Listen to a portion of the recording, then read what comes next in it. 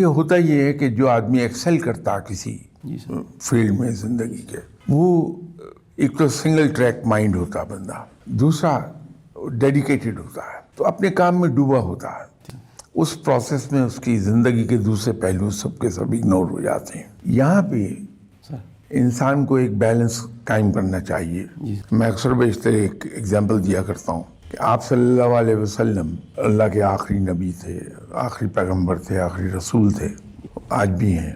ان کے سامنے ایک پہاڑ جیسا ٹاسک تھا کہ اللہ کا پیغام اس کی مخلوق تک پہنچا دیا جائے، جو انہوں نے بڑے آسان طریقے سے کیا بھی ہے. لیکن اگر ہم ذرا سے غور سے دیکھیں آپ صلی اللہ علیہ وسلم کی زندگی کو، تو کسی پہلو سے کہیں کمی نہیں نظر آئی. بہت اچھے باپ، بہت اچھے شوہر، بہت اچھے رشتہ دار، بہت اچھے دوست، بہت ہی اچھے جج، بہت اچھے سپہ سالار.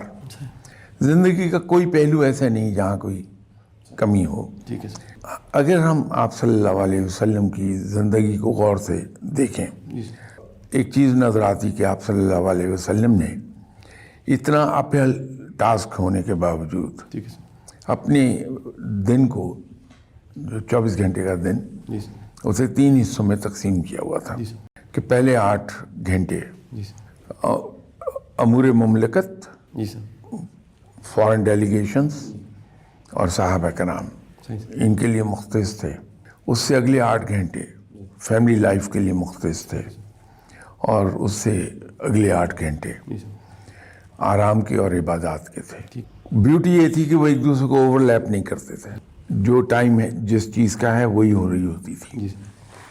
تو یہ ایک بہت خوبصورت ایگزامپل ہے ان لوگوں کے لیے جو زندگی کی دوڑ میں آئے ہوئے ہیں اور وہ اوپر چڑھنے کی کوشش کر رہے ہیں. کیونکہ یہی وہ وقت ہوتا ہے جہاں انسان میکسیمم ٹائم اور ایفرٹ اور اپنی مینٹل انرجیز دے رہا ہوتا ہے. تو اگر وہاں یہ احتیاط کر لے آدمی کہ اپنے وقت کو اسی طرح تقسیم کر لے سنت کے عین مطابق، تو یہ مسائل نہیں پیدا ہوتے پھر.